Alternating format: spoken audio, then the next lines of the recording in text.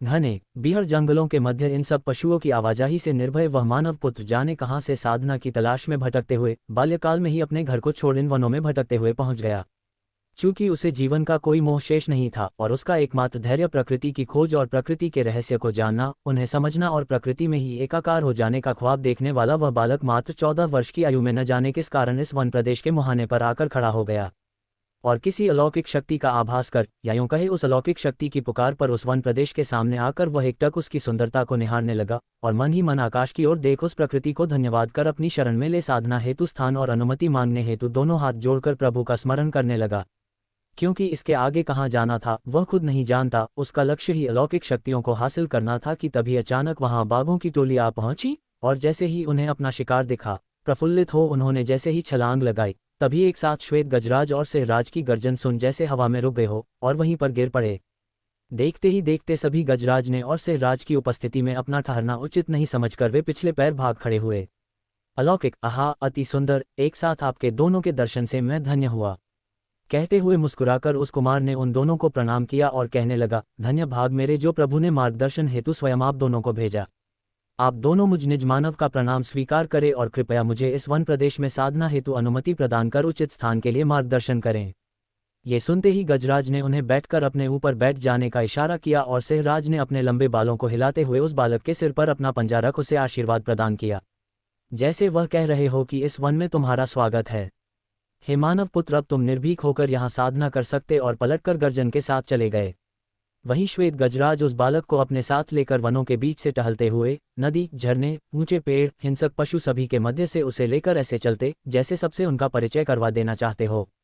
चलते चलते वह उस पर्वत की तलहटी में स्थित एक गुफा के सामने आकर रुक गया। वह मानव पुत्र स्वयं गजराज को प्रणाम करता है और धन्यवाद कह बिना किसी ठहराव के उस गुफा के सामने ही स्थित पेड़ के नीचे शिलाखंड पर बैठ साधना में लीन हो जाता है। ना जाने वह कितने समय आंखें बंद किए साधनारत रहा कि तभी अचानक तेज गड़गड़ाहट के साथ उस गुफा के द्वार पर स्थित शिलाखंड खिसकने लगा और भीतर से तेज रोशनी का संचार होने लगा, जिसे देख वह कुमार उस गुफा में जाकर देखता है तो वहां एक नागेश्वर शिवलिंग चमकता हुआ अति शोभायमान हो रहा है। उसे तो जैसे खजाना मिल गया होगा। वह मारे खुशी के शत शत नमन और इसके साथ ही ना जाने कितने काव्यखंड जो उसने कभी नहीं सुने या सुनाए थे, सब कुछ अक्षरशः गाते चला गया और शायद वह उन शब्दों को भी उनमें जोड़ता गया जो उसके मनस्थिति दर्शा रहे थे। जब कहीं वह थोड़ा हल्का हुआ तो उसे गजराज का स्वर जैसे उस मंदिर रूपी गुफा के द्वार पर ही खड़ा था। वह उसके लिए एक केले की डाल को कुछ आहार स्वरूप लेकर आया था दिखाई दिया। देखते ही देखते उस स्थान पर उत्तम प्राणियों का जमावड़ा लगने लगा और सभी ने मिलकर संध्या तक का समय काटा और लौट चले। वह जंगल उस कुमार का जैसे घर सा हो चला। वह सभी पशु पक्षियों के साथ मित्र भाव से रहता, बिना किसी विशेष साधनों के बाद निरंतर जप तप और आराधना में तल्लीन रहता। अब तो वह उसकी जैसे तपोभूमि हो चली थी और देखते ही देखते वह कुमार एक ऋषि कुमार में परिणत हो चला। समस्त हिंसक प्राणी अपना हिंसक भाव छोड़कर परस्पर उसकी साधना में सहयोग करने, जब वह आराधना में तल्लीन रहता तो वह उन्हें अपने पास बैठा लेता और सुबह शाम की विशिष्ट पूजन के समय तो जैसे वहां पर समस्त जीव जंतु और पशु पक्षियों का जमावड़ा लग जाता। धीरे धीरे उसकी साधना फलीभूत होने लगी और वह गुफा, जिसे स्वयं वह ऋषि कुमार तल्लीनता से एक मंदिर का आकार देने लगा। उसने पत्थरों को ही हथियार के रूप में इस्तेमाल किया और जैसे स्वयं देव शिल्पी विश्वकर्मा का रूप ले उस स्थान को मंदिर का स्वरूप प्रदान कर दिया। वह निरंतर अपनी साधना में लीन रहता, जिसके परिणाम स्वरूप कितने अलौकिक शक्तियां स्वयं ही उसे अर्जित होने लगी। एक दिन जब वह अपनी साधना में लीन था तभी अचानक पर्वत में हलचल होने लगी और अनेक अन्य शिवलिंग उस स्थान पर प्रकट होने लगी। मंदिर में हुई अचानक इतनी हलचल और अचानक गजराज का उठ खड़े होना स्पष्ट रूप से बता रहा था कि किसी पराशक्ति का पदार्पण होना है, क्योंकि मनुष्य से कहीं ज्यादा सोचने, समझने और भाप लेने की शक्ति पशुओं में होती है तो फिर स्वयं गजराज का क्या कहना, वो भी श्वेत गजराज। अचानक किसी हलचल को भाप कुछ विशिष्ट प्राणी भी उस स्थान पर एकत्रित हो गए और स्वयं ऋषि कुमार अपने स्थान पर हाथ जोड़े प्रणाम की मुद्रा में खड़े थे कि तभी वह मुख्य शिवलिंग हल्के नीले रंग की आभा में परिणत होने लगा और देखते ही देखते वह मानव रूप में प्रकट हो उस ऋषि कुमार के सम्मुख आ खड़े हुए। उन दिव्य पुरुष की आभा अत्यंत ही अलौकिक थी, जिसे देख सभी नतमस्तक होकर प्रणाम करने लगे। ये समझ ही नहीं आ रहा था कि निरीह पशुओं में भी जैसे ईश्वरी शक्ति का समावेश हो चला हो, इसलिए वह भी किसी भक्तों की तरह नतमस्तक हो खड़े थे। वह दिव्य पुरुष उस ऋषि कुमार के पास आकर बोले, हे आचार्य कुमार, मैं तुम्हें आचार्य नाम से संबोधित करता हूँ। यही नाम तुम्हारा इस जन्म और अन्य जन्म तक भी बना रहेगा और इसी के साथ में तुम्हारी तपस्या से प्रसन्न होकर यह वरदान देता हूँ कि तुम्हारे मन में ये भक्ति भाव हर जन्म में तुम्हारे साथ बनी रहे। और श्वेत गजराज में तुम्हें भी आशीर्वाद देता हूँ कि जैसे तुमने आचार्य का इस जन्म में मार्गदर्शन कर मित्रता निभाई है, ठीक उसी तरह हर जन्म में तुम्हारी मित्रता बनी रहेगी और तुम दोनों की अपार भक्ति इसी प्रकार मुझे प्रश्न कर अपने अलौकिक शक्तियां पुनः प्राप्त करने में सहायक होगी। यह मंदिर और ज्योतिर्लिंग हर काल में मानव जाति में सर्वप्रथम तुम्हारे द्वारा ही देखा जाएगा, तब तक ये प्रकृति के द्वारा सुरक्षित रहेगा।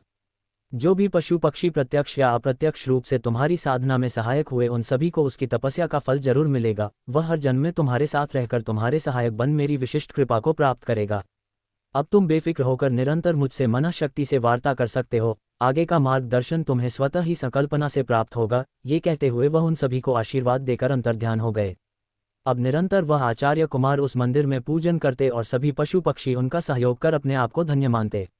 देखते देखते अपनी आयु पूर्ण कर जब सभी पशु पक्षी अंतिम सत्य मोक्ष को प्राप्त होने लगे, तब आचार्य कुमार धीरे धीरे थोड़ा थोड़ा एकांत महसूस करने लगे। तब वह निरंतर आराधना में लीन रहते, लेकिन शरद ऋतु के आते आते वह अपनी आयु के अनुसार कहीं ना कहीं अपनी साधना में सहयोगी की कामना करते। उनकी मनस्थिति जान एक दिन उन्हें जैसे कोई नया आदेश प्राप्त हुआ और वह गजराज के साथ जा वट वृक्ष के पास स्थित एक शिलाखंड को उठा लाए और आंखें बंद कर प्रभु इच्छा से किसी आकृति को गढ़ने लगे। आंखें बंद किए वह मात्र एक माध्यम बन पत्थरों के औजारों से ही उस शिलाखंड को मूर्त रूप देने लगा और जब गजराज का गर्जन और उसके द्वारा लाया हुआ सूंड में पानी के फव्वारे के रूप में पड़े तो अचानक उसकी आंखें खुली और वह इस आकृति को देखते रह गए। और यह क्या? वह देखता है कि उसने जिस रचना को घड़ा है भला वो कैसे प्रभु इच्छा हो सकती है, ये तो उन्होंने सोचा ही नहीं था। एक ऋषि कुमार का भला चीर यौवन कन्या से क्या लेना देना हो सकता है? वह असमंजस में पड़ गया और बहुत समय तक प्रतिमा को निहारता रहा। उसका लावण्य और सुंदरता देख स्तंभित रह गया। फिर अचानक उनके मन में विचार आया कि प्रभु इच्छा ने आकृति बनाई है तो भले ही मूर्त रूप में ही क्यों रहे, सजीव क्यों ना हो सकी। लेकिन क्या वह विधाता की सृष्टि में शिलाखंड में जान फूंकने की शक्ति प्राप्त कर चुका है? ये क्या संभव है कि वह इस कार्य को कर पाएंगे? यही सोचते सोचते उसकी मूर्ति में कुछ और थोड़े परिवर्तन किया और इन्हीं विचारों में खोए हुए वह नित्य कर्म की तरह संध्या वंदन भी समाप्त कर चुका था। अंततः रात्रि के प्रथम प्रहर समाप्त होने पर जब चंद्रदेव की नीली आभा किरण उस मूर्ति पर पड़ी तब तो उसके मन में समुद्र की तरह ज्वार भाटे उठने लगे। वह अचानक न जाने क्या विचार कर उठ खड़ा हुआ और गजराज को साक्षी बना प्रभु का स्मरण कर उस मूर्ति के एक एक अंग में अपनी शक्तियों को झोंकने लगा। आज तो प्रकृति जैसे ऋषि कुमार का पूर्ण परीक्षण कर लेना चाहती है।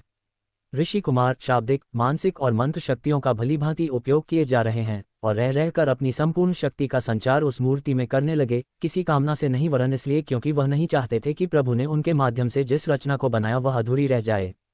उनका निश्चल मन सिर्फ और सिर्फ उस रचना को पूर्ण करना था। आखिर क्या वह सफल हो पाएगा और इसका परिणाम क्या होगा?